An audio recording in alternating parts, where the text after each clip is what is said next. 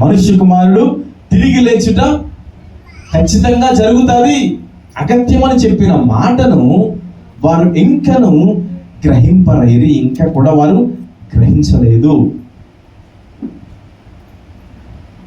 పునరుద్ధానము అనేది, రిజరెక్షన్ అనేది క్రైస్తవ విశ్వాసానికి చాలా కీలకమైనది.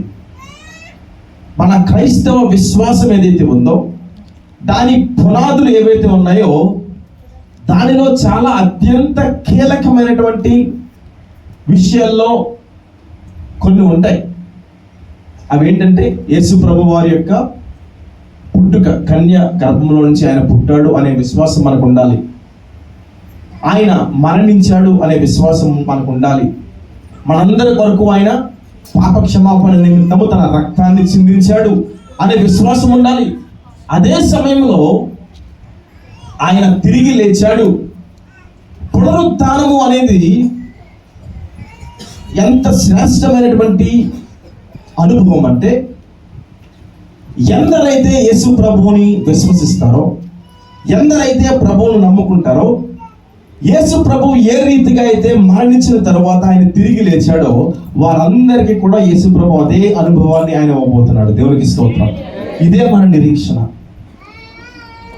ప్రభువు నందు నిద్రించిరి అంటారు ఎవరైనా మరణిస్తే, అవునా కదా? ఎందుకు అలా అంటారంటే ఇది క్రైస్తవ పరిభాష.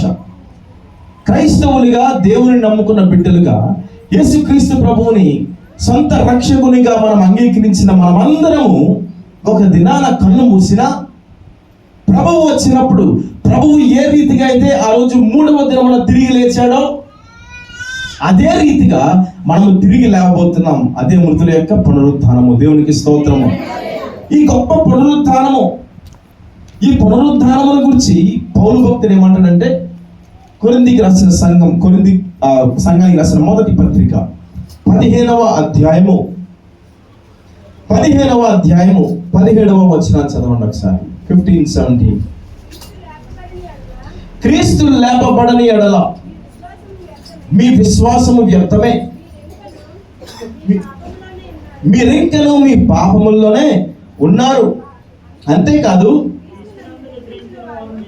క్రీస్తునందు నిద్రించిన వారును నశించి. చూడండి ఎంత బద్దలు కొట్టి చెప్పినట్టుగా చెప్తున్నాడు పౌలు గారు. ఏం చెప్తాడు తెలుసా? ఈ పునరుత్థానం అనేది లేకపోతే, క్రీస్తు లేపబడకపోతే, ఒకవేళ క్రీస్తు సమాధిలోనే ఉండిపోతే ఈరోజు ఇక్కడ కూర్చున్న మనందరి విశ్వాసం ఏంటి? వ్యర్థము. అంత మాత్రమే కాదు, ఎవరైతే క్రీస్తునందు నిద్రించారో అని మనం చెప్పుకుంటున్నామో, మనకంటే ముందుగా ప్రభు యొద్దకు వెళ్ళిన వారు ఎవరైతే ఉన్నారో వాళ్ళందరూ అంట ఇంకా నశించిపోయారు అని అర్థమంట. కానీ క్రీస్తు యొక్క పునరుత్థానము, క్రీస్తు లేపబడినటువంటి ఆ యొక్క సంఘటన ఏదైతే ఉందో క్రైస్తవ విశ్వాసానికి అది చాలా కీలకమైనది. దేవునికి స్తోత్రం, హల్లెలూయా. ఎందుకంటే ఇది ఒక గొప్ప నిరీక్షణ ఇచ్చింది క్రైస్తవులకు. మనందరికీ చూడండి, ఈ లోకంలో అన్ని ఉండవచ్చు, లేకపోవచ్చు, కానీ క్రైస్తవులుగా మనకున్నది, ఇతరులకు లేనిది ఏమైనా ఉంది అంటే అది పునరుత్థానమే. ఈ నిరీక్షణ అందరికీ ఉండదు. ఈ నిరీక్షణ కేవలం క్రీస్తును నమ్ముకున్న వారికి మాత్రమే ఉంటుంది. క్రీస్తును నమ్మిన వారికి మాత్రమే ఈ పునరుత్థానము అనే గొప్ప నిరీక్షణ దేవుడు మనకిచ్చాడు. అయితే చూడండి, ఆయన ఎన్నోసార్లు ఈ విషయాన్ని తన శిష్యులకి చెప్తున్నప్పటికీ వారంతా ఏం చేస్తున్నారు? గ్రహించలేదు. ఒక్కరికైనా అనిపించలేదంటే అక్కడ ఉన్న వాళ్ళకి. వాళ్ళ ఆలోచన ఎలా ఉందంటే, ప్రభువు లేస్తారు అని చెప్పాడు, కానీ వాళ్ళు మాట్లాడుకునే విధానం ఎలా ఉంది? ప్రభు యొక్క దేహాన్ని ఎవరో ఎత్తుకొని పోయారు, దొంగతనం చేశారు అన్నట్టు మాట్లాడుకుంటున్నారు. ఇదేమన్నా బాగుందంటారు? అసలు ఎత్తుకొని వెళ్ళారా ప్రభు యొక్క దేహాన్ని? అంటే వాళ్ళ విశ్వాసం ఎంత పైన ఉందో ఒకసారి మీరు ఆలోచన చేయండి. ప్రభువుతో తిరిగిన వాళ్ళు వాళ్ళందరూ, ప్రభు మాటలు నేరుగా విన్న వాళ్ళు వాళ్ళందరూ, కానీ ప్రభు యొక్క పునరుత్థానాన్ని ఇంకా వాళ్ళు గ్రహించలేరు. ప్రభు యొక్క శక్తిని వాళ్ళు అర్థం చేసుకోలేకపోతున్నారు. ప్రభువు లేస్తారు అని చెప్పినటువంటి విషయాన్ని వాళ్ళు మర్చిపోయి ప్రభు యొక్క దేహాన్ని ఎవరో ఎత్తుకొని వెళ్ళిపోయి ఉంటారు, ఎవరో పట్టుకెళ్ళిపోయారు అన్న కోణంలో వారు మాట్లాడుకుంటుంటే అది వాళ్ళ విశ్వాసాన్ని ఈరోజు మనకు పట్టబయలు చేస్తుంది. ఈ 20వ అధ్యాయంలో యోహాను సువార్తలో నేను ఈరోజు 3 సంఘటనలు జ్ఞాపకం చేస్తాను. 20వ అధ్యాయంలో నుంచి ఈ 3 సంఘటనల్లో కూడా యేసు ప్రభువారు అంటే ప్రత్యక్షమైనటువంటి సంఘటనలు, పునరుద్ధానుడిగా ఆయన తన శిష్యులకు ప్రత్యక్షమైన సంఘటనల్లో వారిలో ఉన్నటువంటి సమస్యలు ఏవైతే ఉన్నాయో వాటిని ఆయన తొలగించడానికి, వారిలో ఉన్న అవిశ్వాసాన్ని తీసివేయడానికి ప్రభువు వారికి ప్రత్యక్షమైనటువంటి ఈ 3 సంఘటనలు మనం జ్ఞాపకం చేసుకుందాం ఈ రోజున.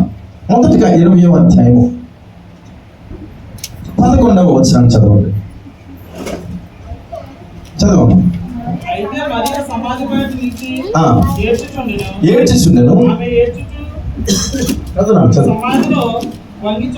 వంగి చూడగా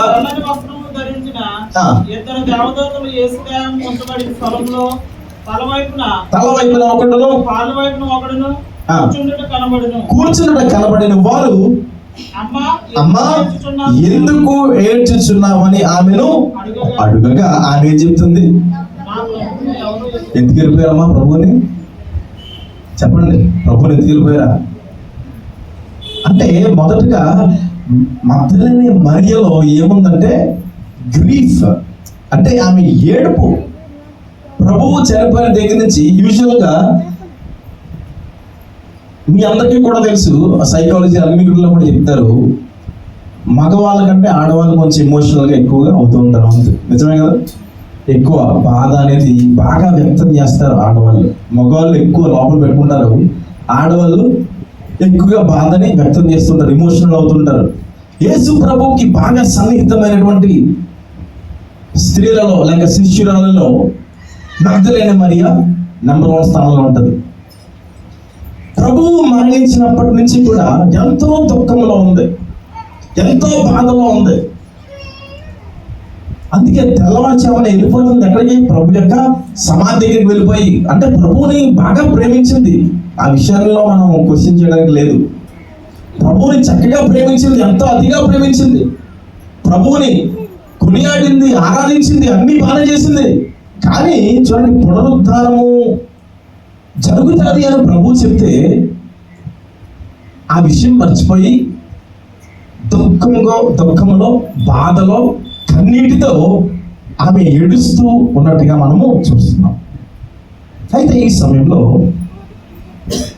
2 దేవదూతలు మనకు ఇక్కడ కనిపిస్తున్నారు. 2 దేవదూతలు కూడా యేసు ప్రభు యొక్క దేహము ఉంచబడినటువంటి స్థలంలో తల వైపున ఒకరు, కాళ్ళ దగ్గర ఒకరు, వాళ్ళు కూర్చుండుట ఆమెకు కనబడితే వెంటనే వాళ్ళు ప్రశ్న అడిగారు, అమ్మా ఎందుకు ఏడ్చుచున్నావు? ఆ రోజు ఈ మాట విని మగ్దలేనే మరియ ఇంకా ఎక్కువ ఏడ్చేసి ఉంటుంది. బాధలో ఉన్న వాటి దగ్గరికి వెళ్ళి బాధ పెట్టి మాటలు ఏం చేస్తారండి? ఇంకా ఆ బాధను మనం అధికం చేసేలాగా కొంతమంది ఎలా కలిపితే కన్నీళ్ళు వస్తాయంటారు చూసారా? బాధలో బాగా ఉన్నప్పుడు మీరు అదే విషయాన్ని తరచుగా మాట్లాడుతుంటే ఇంకా ఎక్కువ కన్నీళ్ళు కాలుస్తారు. ఈ ఆల్రెడీ కన్నీటిలో ఉంది, అమ్మా ఎందుకు ఏడ్చుచున్నావు అని అనగానే ఇంకా భయంకరంగా ఏడ్చేసి ఉంటుంది మగ్దలేనే మరియ. ఏడ్చేసి ఏమంటుంది? నా ప్రభువుని ఎవరో ఎత్తుకెళ్ళిపోయారండి, జరగకూడదు అన్యాయం జరిగిపోయిందండి, నా ప్రభువుని ఎవరో ఎత్తుకెళ్ళిపోయారండి, ఆయన ఎక్కడ ఉంచారో నాకు తెలియలేదు, అందుకే నేను ఏడుస్తున్నానండి, చాలా బాధలో ఉన్నాను. కానీ చూడు అక్కడ కింద మాట ఉంటుంది 14వ వచనం.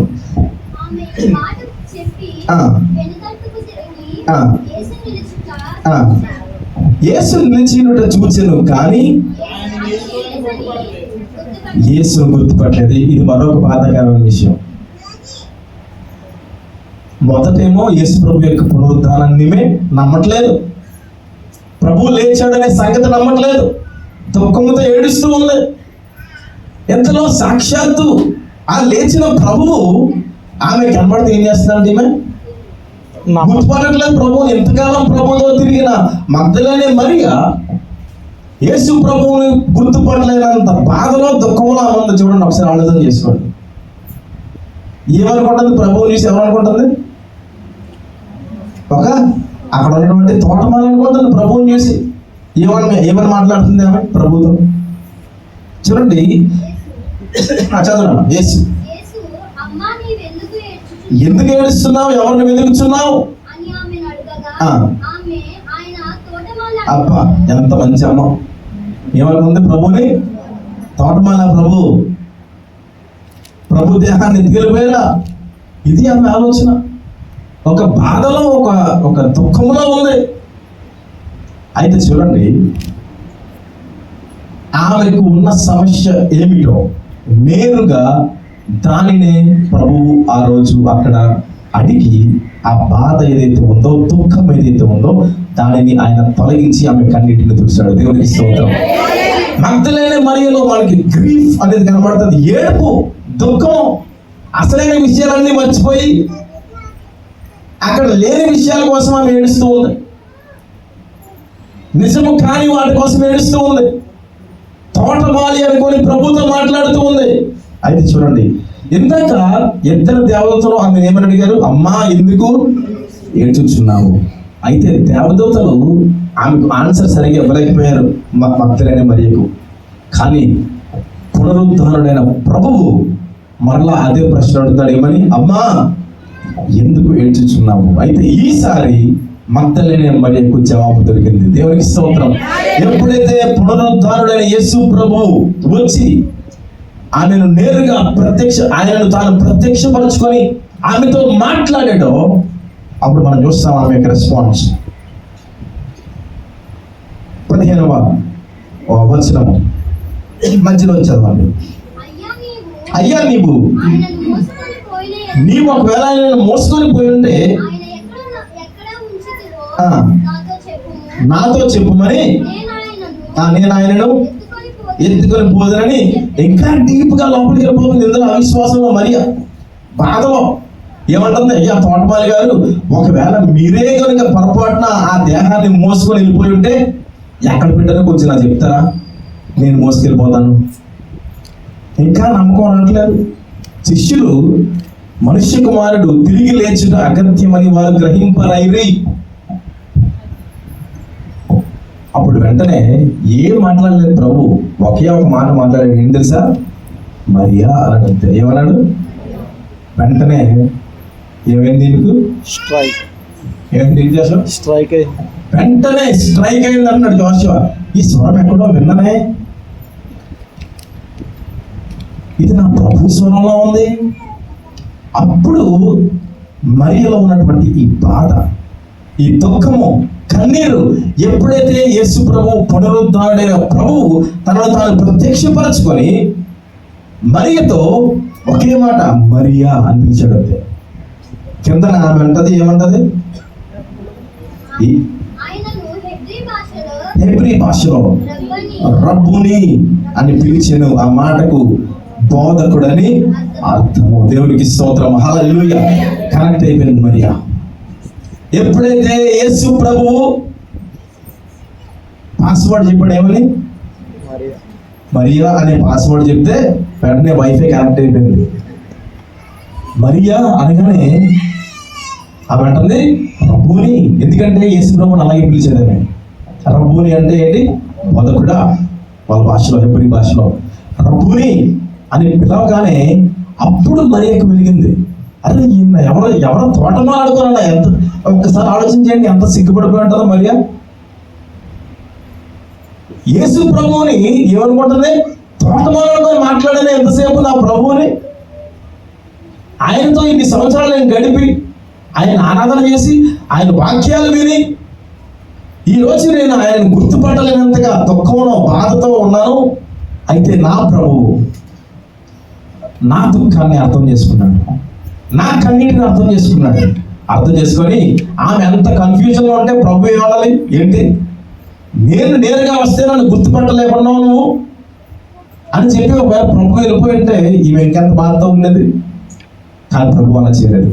ఒకే మాట మరియా అని పిలిచి పిలవగానే ఈమె ప్రభుని బోధకుడా అన్నది. చూడండి, ఎంత దుఃఖముతో ఉన్నటువంటి ఈ మగ్దలేనే మరియను యేసుక్రీస్తు యొక్క పునరుద్ధానాన్ని ప్రకటించేటువంటి మొదటి వ్యక్తిగా దేవుడు మార్చేశాడు. దేవునికి స్తోత్రం. The first person to proclaim the resurrection of Christ. యేసు ప్రభు యొక్క పునరుద్ధానాన్ని ప్రకటించిన మొదటి వ్యక్తి ఒక స్త్రీ. అమ్మ వింటున్నారా? పురుషులు కాదు, ఎవరు? ఒక స్త్రీ. ఒక స్త్రీ యేసు ప్రభు యొక్క పునరుద్ధానాన్ని ప్రకటించడానికి ఆమె వెళుతుంది. అప్పుడు ప్రభు ఆమెతో మాట్లాడతాడు, ఏమని? చదవనా? ఎస్, నన్ను ముట్టుకోవద్దు, నా సహోదరుల యొద్దకు వెళ్ళి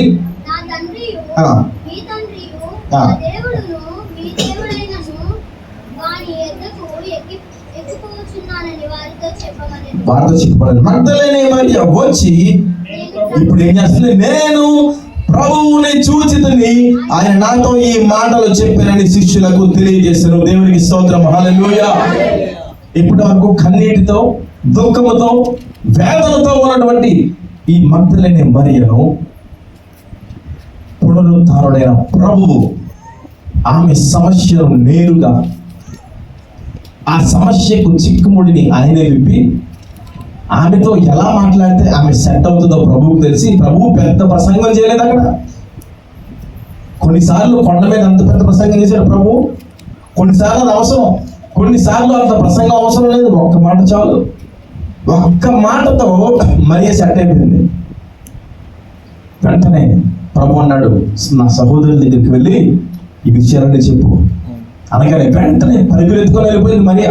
వెళ్ళిపోయి అంటుంది, నేను తోటమాలిని చూశాను అన్నదా? ఏమన్నది? మరి అంతే కవర్ చేసింది. ఫస్ట్ తోటమాలని చూసింది, క్లారిటీ లేదు అప్పుడు.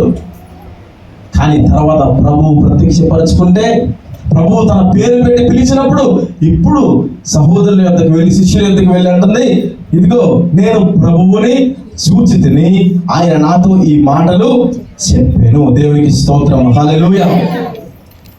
యేసు ప్రభు వారు చూడండి, ఇక్కడ ఒక కనెక్షన్ నేను చెప్పాలనుకుంటున్నాను. ప్రభువు పెద్దగా ఏం ప్రసంగం చేయలేదు, ఒకే మాట. అందుకే ప్రభు అంటాడు, మనందరికీ బాగా తెలిసిన మాట, యోహాను సువార్తలో 10వ అధ్యాయము 3-4 వచనాలు చదవండి సార్.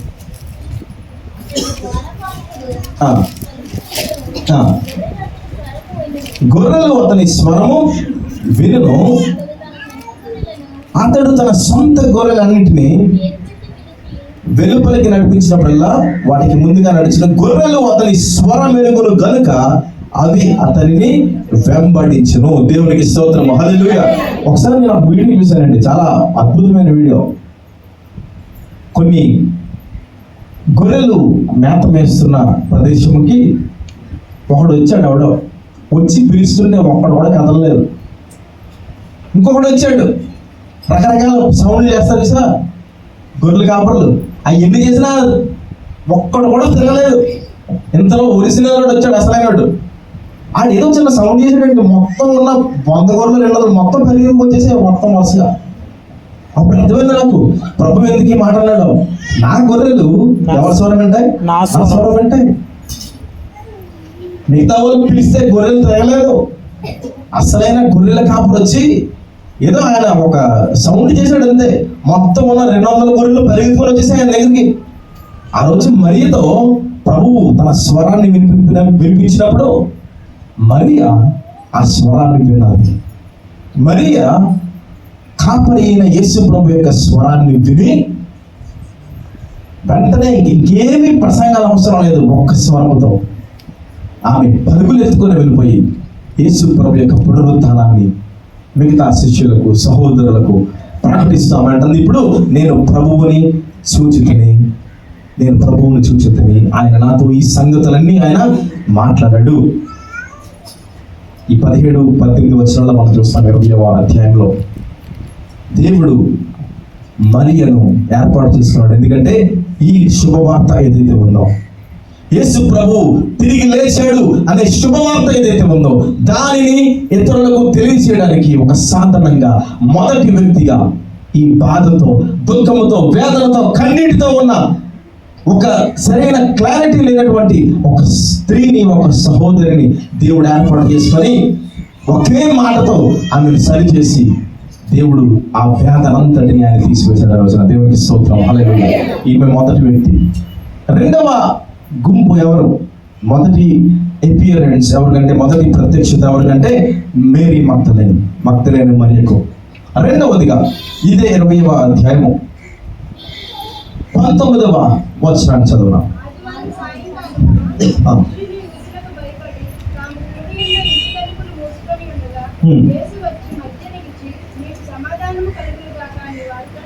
మీకు సమాధానం కలుగునుగా కానీ వారితో చెప్పను. దేవునికి స్తోత్రం. హల్లెలూయా. రెండవదిగా ఎవరికి తనను తాను ప్రత్యక్షపరుచుకున్నాడు? సాక్షాత్తు తన శిష్యులకు. శిష్యులకు ఉన్నటువంటి ప్రాబ్లం ఏంటంటే ఫియర్, భయం. ఇందాక మరియ కంటే గ్రీఫ్, వేదన, దుఃఖం. ఇక్కడ శిష్యులకేమో భయము. ఎందుకు శిష్యులంతా భయపడుతున్నారు? అక్కడ మనం చూస్తున్నాం. ఆదివారం సాయంకాలమున శిష్యులు యూదులకు భయపడి తాము కూడి ఉన్న ఇంటి తలుపులు మూసుకొని ఉండగా, ఎందుకు వాళ్ళంతా భయపడుతున్నారంటే, మనం 19వ వచనంలో చూస్తున్నాం. వాళ్ళు భయపడుతున్నారు. ఎందుకు భయపడుతున్నారు మనం ఆలోచన చేస్తే, యేసు ప్రభు యొక్క దేహాన్ని ఒకవేళ శిష్యులే ఎత్తుకొని వెళ్ళిపోయారేమో అనే ఒక నెపముతో యూదులు వీళ్ళ మీదకి వస్తారు అని చెప్పి వాళ్ళు భయపడుతున్నారు. అర్థమవుతున్నారు మీకు? ఎందుకు భయపడుతున్నారు? యేసు ప్రభు యొక్క దేహమును ఈ శిష్యులే ఎత్తుకొని వెళ్ళిపోయి యేసు ప్రభువు లేచాడు అనే ప్రచారం చేస్తున్నారు అని యూదులు వీళ్ళ మీదకి పడతారు అని చెప్పి వాళ్ళు భయపడి తలుపులు వేసుకొని, యూదులకు భయపడి, ఆ మత పెద్దలకు భయపడి ఒక రూమ్ లో తాము లోపల పెట్టేసుకొని తలుపులు వేసుకొని భయముతో ఉన్నటువంటి ఈ శిష్యులను మనము ఇక్కడ చూస్తున్నాం. ఒకసారి యోహాను 14:27 చదువుదాం. ఒకసారి.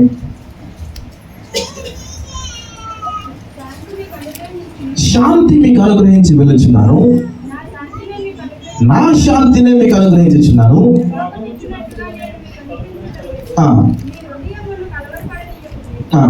జర్మనీయకుడి. చూడండి, ఈ మాటలు మనం ఎన్నోసార్లు విన్నాం. ఎన్నో ప్రసంగాల్లో మనం ఈ మాట విని ఉంటాం. ప్రభువు తన శిష్యులతో చెప్పినటువంటి మాట, నా శాంతిని మీకు అనుగ్రహించుచున్నాను, లోకమిచ్చినట్టుగా కాదు, మీ హృదయములను కలవరపడనీయకుడి. ఈ మాట శిష్యులకి యేసు ప్రభువు ఎప్పుడో ఒకసారి చెప్పాడు. కానీ ఇప్పుడు శిష్యులు ఉన్నటువంటి పరిస్థితి ఏంటి? అదే కలవరం, అదే అశాంతి, అదే అసమాధానము, అదే భయము, అదే దుఃఖము.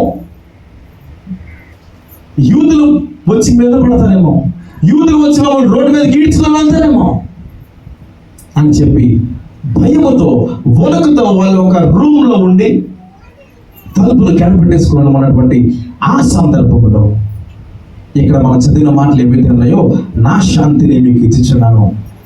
ఎప్పుడైతే మరలా ప్రభు వాళ్ళ దగ్గరకు వచ్చి ఏమంటాడు? ఇప్పుడు 20వ అధ్యాయంలో, అప్పుడు యేసు మరలా మీకు సమాధానము కలుగుగాక, తండ్రి నన్ను పంపిన ప్రకారము నేను మిమ్మును పంపుచున్నానని వారితో చెప్పాను. దేవునికి స్తోత్రం కలుగుగాక. హల్లెలూయా. రెండవదిగా మనం చూస్తున్నాం, ఈ శిష్యులు భయముతో అల్లాడిపోతున్నారు. ఎంతో భయముతో వారు ఉన్నారు. ప్రభు చెప్తున్నాడు, మరలా మీకు సమాధానము కలుగునుగాక. ఈ మాటతో భయముతో ఉన్న శిష్యులు రోడ్ల మీదకి వచ్చారు. రోడ్ల మీదకి వచ్చిన శిష్యులు వివిధ దేశాలకు వెళ్ళారు. వివిధ దేశాలకు వెళ్ళి క్రైస్తవ దేవుని యొక్క రాజ్యాన్ని వాళ్ళు స్థాపించడం ప్రారంభించారు. దేవునికి స్తోత్రం. పునరుద్ధరణైన ప్రభువు ఎలా వచ్చేసాడు? తలుపు తీసుకొని రాలేదు, తలుపు కొట్టి రాలేదు. ప్రభు యొక్క స్టైల్ ఎప్పుడు ఏంటంటే, తలుపు దగ్గర నుంచో తలుపు కొడతాడు ఆయన.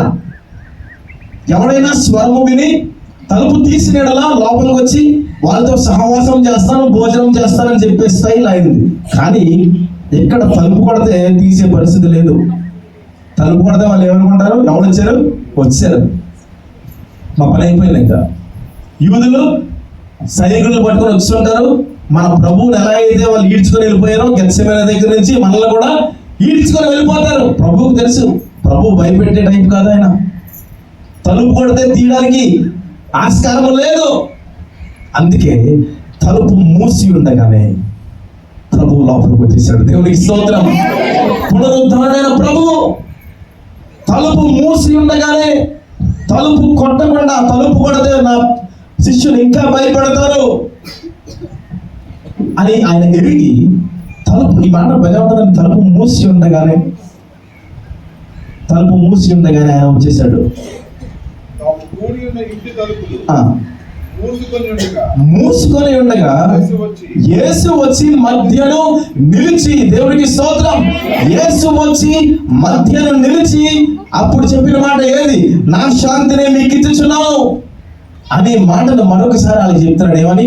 మరలా షలోం. అందరూ చెప్పండి, షలోం. షలోం అంటే అండి సమాధానం. ప్రభు ఆ రోజు లోపలికి వచ్చి వాళ్ళ షలోం అని చెప్తున్నాడు. అప్పుడు ఒక్కసారిగా శిష్యుల్లో ఉన్న భయము, వాళ్ళు ఏ భయముతో అయితే ఈ యూదులకు వణికిపోతున్నారో అదే యూదుల మధ్యలోకి వెళ్ళి సమాజంలో నిలవబడి పేతురు, యోహానులు ఏం చేస్తున్నారు? యేసే దేవుడు అని ప్రకటిస్తున్నారు. దేవునికి స్తోత్రం. అదే శిష్యులు యూదులకు ఎవరికి భయపడకుండా రోడ్ల మీదకి వచ్చి దేవునికి సువార్త ప్రకటించడం ప్రారంభించారు. దేవుని రాజ్యాన్ని వాళ్ళు విస్తరించడం ప్రారంభించారు. వివిధ దేశాలకు వచ్చారు. మన దేశానికి కూడా వచ్చాడు ఆయన శిష్యుడే. 3వ పాయింట్లో చెప్తాను ఆయన గురించి నేను. ఎందుకంటే ప్రభు, పునరుద్ధరణైన ప్రభు వాళ్ళ సమస్యను మొదటిగా మగ్దలేని మరియ సమస్య ఏంటి? వేదన, దుఃఖం. అది తీసివేశాడు. శిష్యుల సమస్య ఏంటి? భయము. ఆ భయాన్ని ఎలా డీల్ చేశాడో ఒకసారి చూడండి. ఎంత తెలివిగా, ఎంత దేవుడు కాబట్టి అలా చేశాడండి ఆయన. తలుపు మూసి ఉండగానే వచ్చి వారి మధ్యలో నిలిచి మీకు సమాధానం కలుగుగాక. ఆ ఒక్క మాటతో ఆ తర్వాత అంటాడు, ఇదిగో పరిశుద్ధాత్మను మీ మీద నేను ఆయన ఊది అని అంటాడు. నేను ఎలా అయితే తండ్రి ద్వారా పంపబడతానో నేను కూడా మిమ్మల్ని అదే రీతిగా పంపుతున్నాను, మీరు వెళ్ళండి అని ధైర్యపరిచాడు ఆ రోజున. దేవునికి స్తోత్రం. హల్లెలూయా. ఇది 2వ గుంపు మనకు అక్కడ కనబడుతున్నారు ఈ అధ్యాయంలో. మూడవ సందర్భం చూద్దాం. 84వ వచనం చదవండి.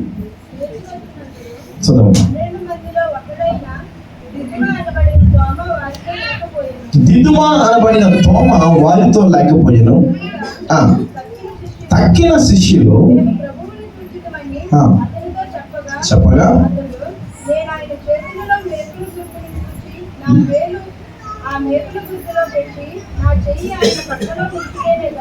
నా వ్రేలు ఆ మేకుల గుర్తులో పెట్టి నా చెయ్యి ఆయన పక్కలో ఉంచితేనే గాని నమ్మనని వారితో చెప్పాను. ఈ నిక్ నేమ్ ఏంటంటే డౌటింగ్ థామస్.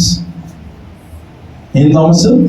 డౌటింగ్ థామస్, అనుమానితుడైన తోమ. మూడవ వ్యక్తి, మూడవ రకం. ప్రభు మొదటిగా మగ్దలేని మరియకు తాను ప్రత్యక్షపరుచుకున్నాడు. రెండవగా శిష్యులకు, మూడవదిగా తోమ ఒక్కడి కోసం. ఎందుకంటే తోమ గారు మరి ఎక్కడికి వెళ్ళాడో తెలియదు ఆయన. ఈ శిష్యులందరూ భయంతో ఉంటే మరి తోమ ఎందుకు ధైర్యంగా బయటకు తిరుగుతున్నాడో నాకు అర్థం లేదు. ఏమో శిష్యులందరూ రూమ్లోకి వచ్చేసి భయపడుతుంటే తోమ ఏం చేస్తున్నాడు? మరి ఎక్కడ తిరుగుతున్నాడో, ఎలా తిరుగుతున్నాడో, మాస్క్ పెట్టుకొని తిరుగుతున్నాడో, మరి కరోనా టైంలో మాస్క్తో తిరిగి ఉన్నాం కదా మనం, అలా తిరుగుతున్నాడో, మొత్తానికి ఎలా తిరుగుతున్నాడో తిరిగాడు. ఆ టైంకి మాత్రం లేడు ప్రభు వచ్చినప్పుడు.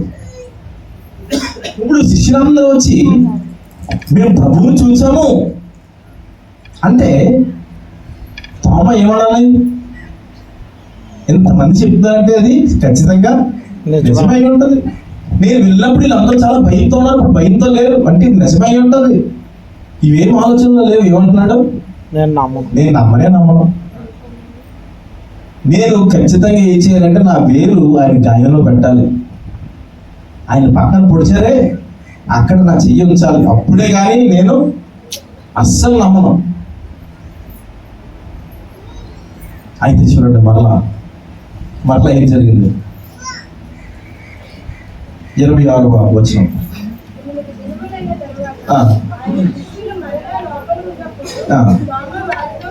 ఈసారి ఉన్నాడు తోమ. ఈసారి శిష్యులందరితో కలిసి తోమ కూడా ఉన్నాడు. ఇప్పుడు ఏం జరిగిందమ్మా? తలుపులు మూయబడి ఉండగా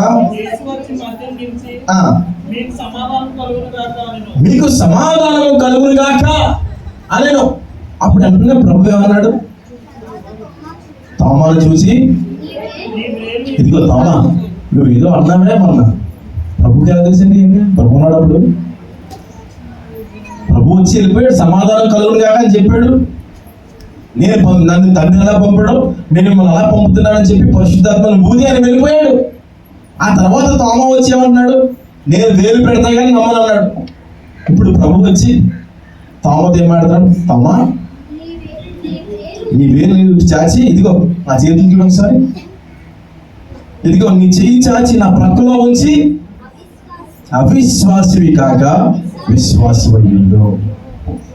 మూడవదిగా ఈ వ్యక్తిలో మనకు ఉన్నటువంటి ప్రాబ్లం ఏంటంటే డౌట్, అవిశ్వాసం, అనుమానం. ప్రభువు యొక్క పునరుద్ధానాన్ని నమ్మలేనటువంటి వ్యక్తి, అవిశ్వాసంలో లోతుగా వెళ్ళిపోయినటువంటి వ్యక్తితో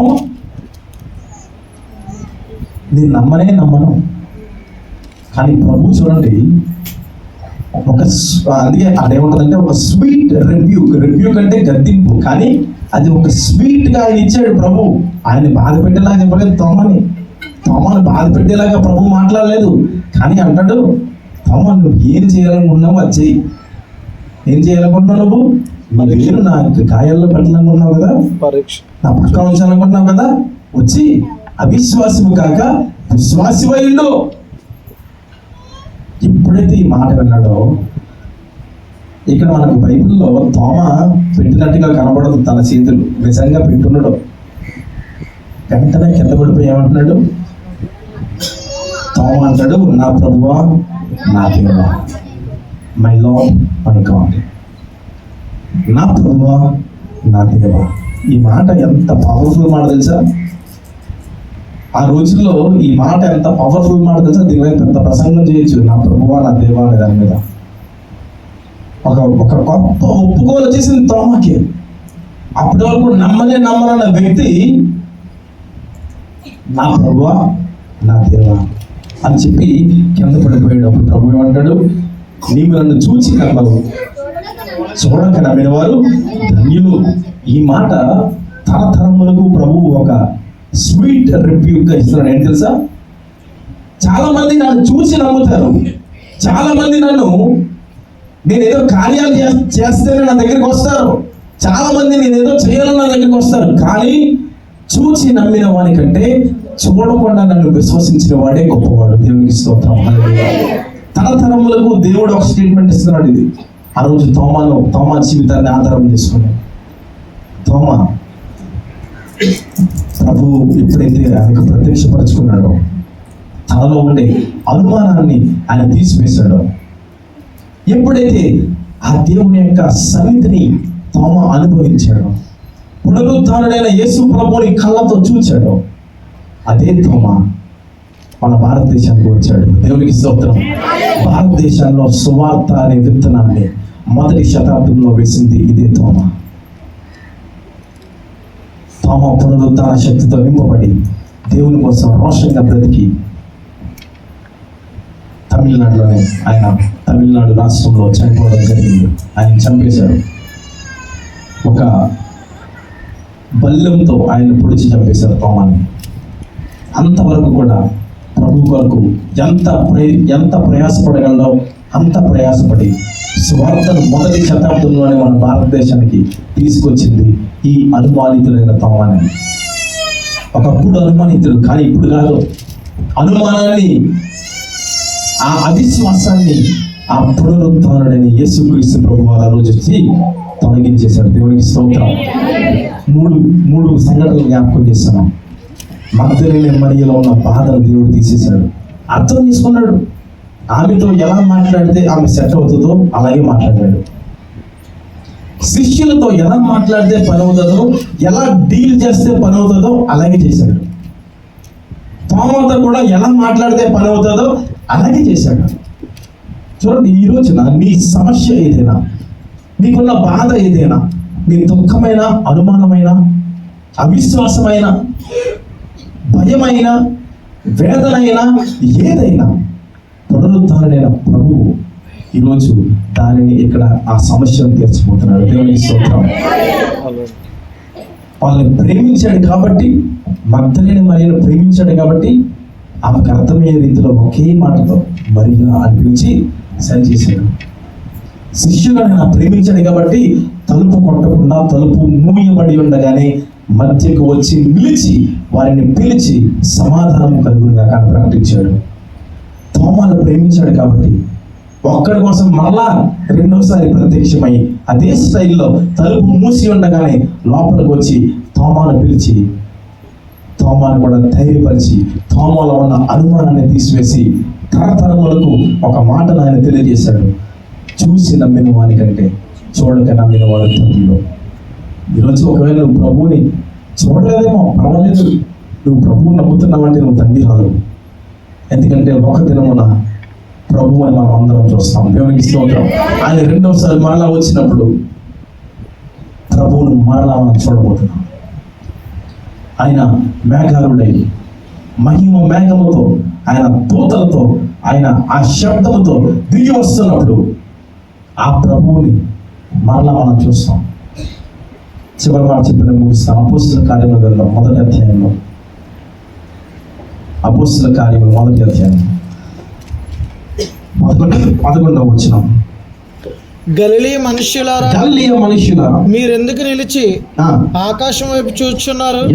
మీ యొద్ద నుండి పరలోకము చేర్చుకొనబడిన ఈ యేసే, మీ యొద్ద నుండి పరలోకమునకు చేర్చుకొనబడిన ఈ యేసే ఏ రీతిగా పరలోకమునకు